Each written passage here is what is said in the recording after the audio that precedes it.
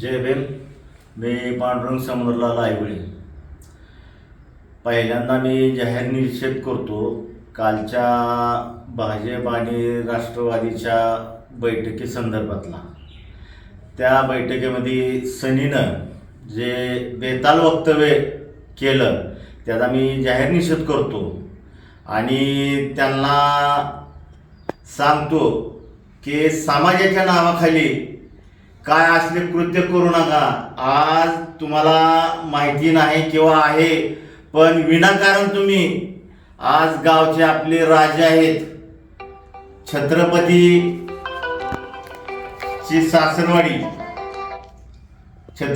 सासरवाडी आणि फलटणचे युवराज आहेत अनिकेत राजे, विश्वजित राजे.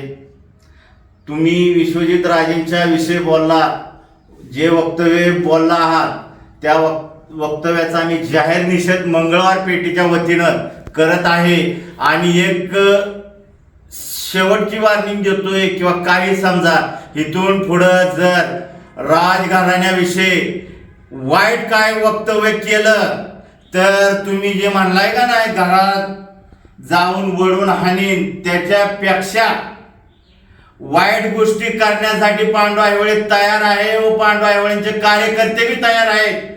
जास्त मस्तीत जाऊ नका, हे लक्षात ठेवा.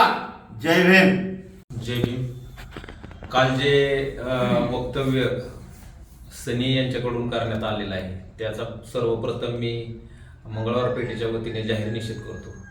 खरं तर गेली 25 वर्ष ज्या घराण्यानं आपल्याला सर्वसाधारण नगराध्यक्ष असताना आपल्याला नगराध्यक्षपद दिलं, 30 वर्ष आपल्याला सत्ता भोगायला दिली, त्या घराण्या तुम्ही घरात बसून करायची भाषा करत आहेत, ही बरोबर नाही. आणि हे मंगळवार पेठेतील लोकांनाही मान्य नाही की आपण जे वक्तव्य केले हे वैयक्तिक वक्तव्य केले, यामागे समाज नाही किंवा आपल्याला जरी प्रतिनिधित्व निवडणुकीच्या माध्यमातून दिलं असलं तरी त्यामागे मंगळवार पेठेतील लोक नाहीत. एवढाच या पत्रकार परिषदेच्या माध्यमातून आम्ही मंगळवार पेठेतील राजगटाचे जे कार्यकर्ते आहेत यांच्या माध्यमातून हा संदेश पूर्ण तालुक्याला नाही, पूर्ण सातारा जिल्ह्याला देण्याचा प्रयत्न करत आहे. जय भीम. सर्वांना जय भीम व जय शिवराय.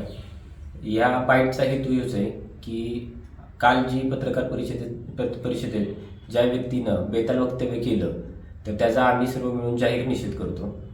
त्या वक्तव्यातून आम्हाला 2 गोष्टी सांगाव्याशा वाटतात की ती वक्तव्य केलं कुणी आणि कोणाबद्दल केलं.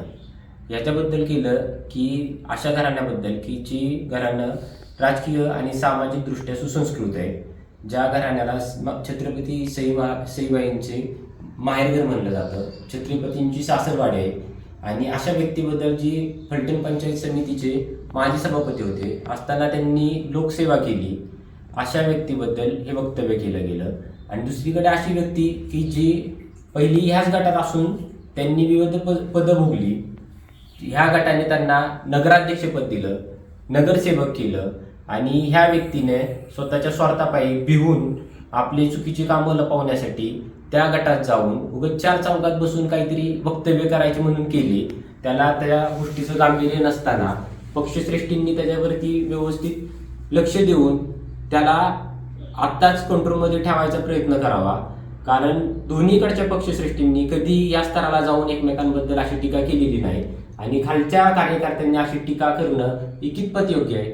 बरं, ह्या टीकेतनं एक मेसेज जातोय की मंगळवार पेठ किंवा आमच्या समाजाप्रती जी चुकीची इमेज तयार होते तर ही इमेज तयार नाही झाली पाहिजे. ह्या वक्तव्याचा आम्ही निषेध करतो. आणि अशी व्यक्ती ही पेठीची किंवा समाजाची प्रतिनिधित्व असू शकत नाही. राहिला प्रश्न त्यांच्या वक्तव्याचा, तर त्याच्याबद्दल आम्हाला जे काय करायचंय ते आम्ही करू.